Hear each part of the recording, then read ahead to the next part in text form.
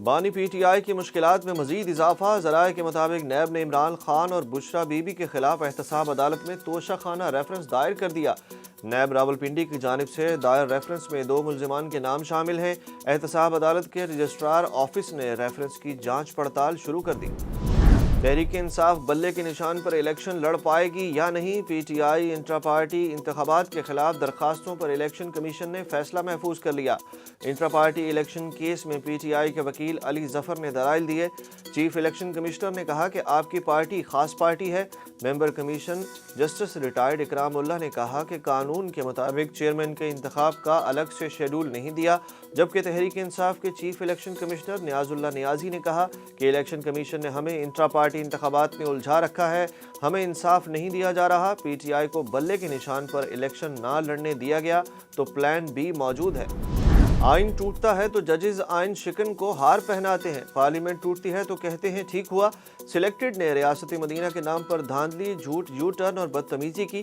نواز شریف کی ایک بار پھر عمران خان پر شدید تنقید۔ پارلیمانی پارٹی کے اجلاس سے خطاب میں نواز شریف نے کہا کہ 2017 میں ملک اچھا چل رہا تھا، 4 سال تک ڈالر کو ہلنے نہیں دیا، لیکن جیسے ہی بانی پی ٹی آئی آیا ڈالر کو پر لگ گئے۔ قائد نون لیگ نے کہا کہ آر ٹی ایس بند کر کے ان کو جتوانا پڑا۔ سلیکٹڈ بندے کو وزیر اعظم بنوایا گیا تو اس میں ایم کیو ایم کے ووٹ بھی شامل تھے۔ 4 ووٹوں کی برتری سے سلیکٹڈ کو وزیر اعظم بنایا گیا۔ بھارت یا امریکہ نے نہیں، ہم نے خود اپنے پاؤں پر کلہاڑا مارا ہے۔ الیکشن نہ کراتے تو داغ ہوتا، الیکشن کرائیں گے اور الیکشن کمیشن الیکشن کا انعقاد کرے گا، نتیجے پر کچھ نہیں کہا جا سکتا۔ نگران وزیر اعظم انوار الحق کاکڑ کی میڈیا سے گفتگو۔ انوار الحق کاکڑ نے کہا کہ الیکشن کے داغدار اور غیر داغدار ہونے کے حوالے سے باتوں کو اہمیت نہیں دیتا، جماعتوں کو اپنے ووٹرز کو کچھ نہ کچھ تو کہنا ہے۔ ہمارے پاس نئے منصوبوں کا مینڈیٹ نہیں ہے، سب دن گن رہے ہوتے ہیں کہ کب کاکڑ جائے گا۔ سیاسی اختلافات کو سیاسی اختلاف ہی رکھیں، ذاتی دشمنی پر نہ اتریں۔ جو بھٹو کے ساتھ ہوا وہ سلوک کسی اور وزیر اعظم کے ساتھ نہیں ہوگا۔ بھٹو کے قاتل ہائی کورٹ اور سپریم کورٹ کے جج صاحبان تھے۔ بلاول بھٹو کا لاہور میں تقریب سے خطاب۔ چیئرمین پیپلز پارٹی نے کہا کہ ملک میں سیاست کو ذاتی دشمنی میں تبدیل کر دیا گیا ہے۔ پرانی سیاست دانوں میں یہ تربیت کی جاتی ہے کہ میرے ہو تو اچھے ہو، فلاں جماعت سے تعلق رکھتے ہو تو غدار ہو، کافر ہو۔ اس طرح ہم ملک نہیں چلا سکتے۔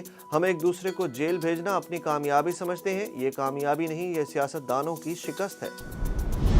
کئی روز کی زبردست تیزی کے بعد پاکستان سٹاک ایکسچینج آج اچانک کریش کر گئی۔ انڈیکس میں 2700 سے زائد پوائنٹس کی کمی، 63,000 کی حد سے بھی گر گیا۔ دن کے اختتام پر 100 انڈیکس 2371 پوائنٹس کی کمی کے بعد 62,833 پر بند ہوا۔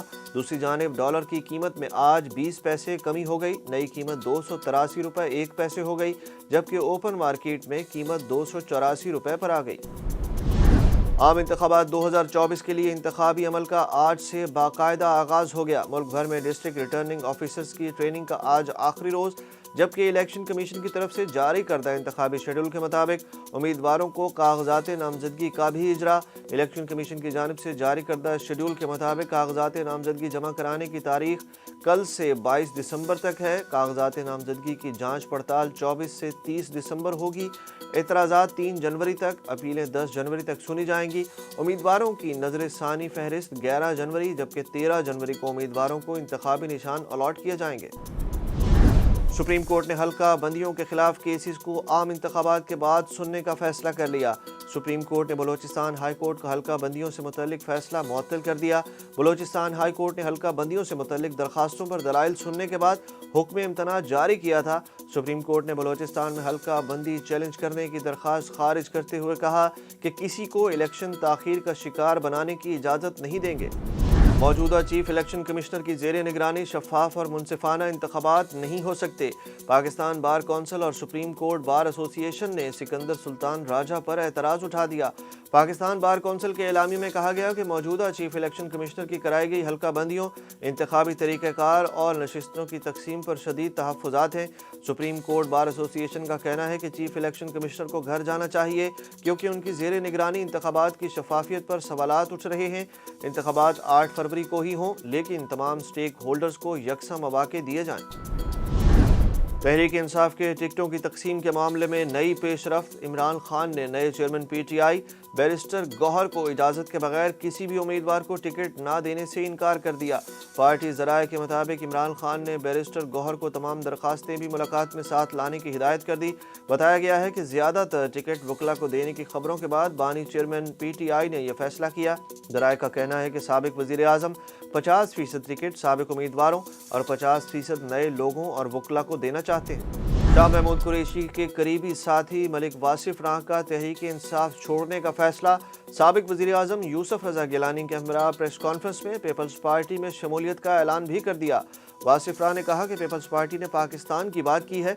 साबिक वज़ीर आज़म यूसुफ रज़ा गिलानी का कहना था कि वासिफ राह अली मूसा गिलानी के हलके से एमपीए का इलेक्शन लड़ेंगे। तहरीक इंसाफ की सोशल मीडिया एक्टिविस्ट सनम जावेद ने जेल से मरियम नवाज के मुकाबले में इलेक्शन लड़ने का ऐलान कर दिया। सनम जावेद के वालिद जावेद इकबाल ने मीडिया को बताया कि वह लाहौर से सूबाई असम्बली की नशिस्त पीपी 105 से कागजात नामजदगी जमा कराएंगी। सनम जावेद के इलेक्शन में हिस्सा लेने के लिए मुतल्लिका दस्तावेजात इकट्ठी कर रहे हैं। सनम के वालिद का कहना था कि मैं चीफ जस्टिस ऑफ पाकिस्तान और चीफ इलेक्शन कमिश्नर से दरख्वास्त करता हूँ कि मुझे सनम जावेद के पावर ऑफ अटॉर्नी पर दस्तखत की इजाज़त दी जाए। दौरा न्यूजीलैंड के लिए 17 रुकनी T20 स्क्वाड का ऐलान कर दिया गया। कौमी क्रिकेट टीम में नए नाम शामिल। पीसीबी हेडक्वार्टर में प्रेस कॉन्फ्रेंस करते हुए चीफ सेलेक्टर वहाब रियाज ने बताया कि 17 रुकनी T20 स्क्वाड में कप्तान शाहीन आफरीदी, आमिर जमाल, अब्बास आफरीदी, अबरार अहमद, आजम खान, बाबर आजम, फ़खर जमान, हारिस रऊफ, हसीबुल्ला, इफ्तिखार अहमद, मोहम्मद नवाज, मोहम्मद रिजवान, वसीम जूनियर, साहबजादा फरहान, साइम अयूब, उसामा मीर और जमान खान शामिल हैं। वहाब रियाज ने बताया कि शादाब हमारे बहुत अच्छे खिलाड़ी हैं, लेकिन बदकिस्मती से इंजरी की वजह से वो स्क्वाड में शामिल नहीं। शान मसूद को स्क्वाड का हिस्सा नहीं बनाया गया। चीफ सेलेक्टर ने कहा कि हसनैन और नसीम रीहैब कर रहे हैं, PSL में दस्तयाब होंगे। ऑस्ट्रेलिया को वर्ल्ड कप जितवाने में अहम किरदार अदा करने वाले fast bowler Mitchell Starc Indian premiere league की तारीख के महंगे तरीन क्रिकेटर बन गए। भारतीय मीडिया की रिपोर्ट के मुताबिक IPL की मारूफ फ्रेंचाइज कोलकाता नाइट राइडर्स ने फास्ट बॉलर मिचेल स्टार्क को 24.75 भारतीय करोड़ रुपए में खरीदा। दूसरी जानिब ऑस्ट्रेलियावी कप्तान पैट कमिंस को सनराइजर्स हैदराबाद ने 20.40 भारतीय करोड़ रुपए में टीम में शामिल किया था। वो IPL की तारीख के दूसरे महंगे तरीन क्रिकेटर बने थे।